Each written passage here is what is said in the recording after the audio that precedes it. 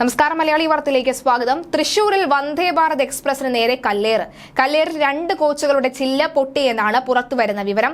തിരുവനന്തപുരത്ത് നിന്ന് കാസർഗോഡ് പോവുകയായിരുന്ന ട്രെയിനിന് നേരെയാണ് ആക്രമണം ഉണ്ടായത്. കല്ലേറിൽ C2, C4 കോച്ചുകളുടെ ചില്ലുകൾ പൊട്ടിപ്പോയി. രാവിലെ 9:25 സംഭവം നടന്നത്. അതേസമയം സംഭവത്തിൽ പ്രതിയെ RPF കസ്റ്റഡിയിലെടുത്തിട്ടുണ്ട്. മാനസിക വിഭ്രാന്തിയുള്ള ആളാണ് അതിക്രമം നടത്തിയത് എന്ന് RPF അറിയിച്ചു. നേരത്തെയും വന്ദേ ഭാരതിന് നേരെ സമാനമായ ആക്രമണം ഉണ്ടായിട്ടുണ്ട്. അന്നും കോച്ചുകൾക്ക് കേടുപാടുകൾ സംഭവിച്ചിരുന്നു. ചില്ല പൊട്ടിത്തെറിക്കുകയും ഒക്കെ തന്നെ ഉണ്ടായിരുന്നു.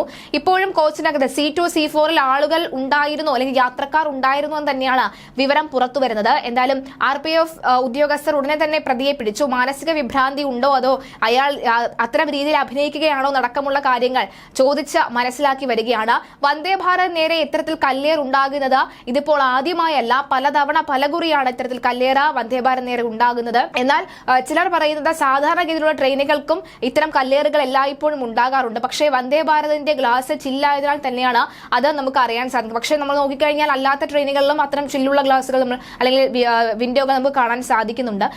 പക്ഷേ ഇതൊരു സ്ഥിരം വാർത്തയാകാൻ, അല്ലെങ്കിൽ ഈ വാർത്തകളിലൂടെ പോപ്പുലാരിറ്റി കിട്ടാൻ വേണ്ടി പലരും പല കാര്യങ്ങൾ ചെയ്യാറുണ്ട്. അങ്ങനെ അത്തരത്തിൽ ചെയ്യുന്നതാണോ നടക്കമുള്ള കാര്യങ്ങൾ സംശയാസ്പദമായി വരുന്നുണ്ട്. എന്തായാലും RPF ഉദ്യോഗസ്ഥർ ഇയാളെ കസ്റ്റഡിയിൽ എടുത്തിട്ടുണ്ട്, ചോദ്യം ചെയ്തു വരികയാണ്. മാനസിക വിഭ്രാന്തിയൊന്നും ഇല്ലാത്ത ആളാണെങ്കിൽ ഒരു നടപടി ഉണ്ടാകാനുള്ള സാധ്യതയും കാണുന്നുണ്ട്. അതേസമയം കേരളത്തിലെ യാത്രക്കാർ ഇരുകൈയും നീട്ടി സ്വീകരിച്ച വന്ദേ ഭാരത് വളരെ മികച്ച രീതിയിൽ തന്നെയാണ് മുന്നോട്ട് പോയിക്കൊണ്ടിരിക്കുന്നത്.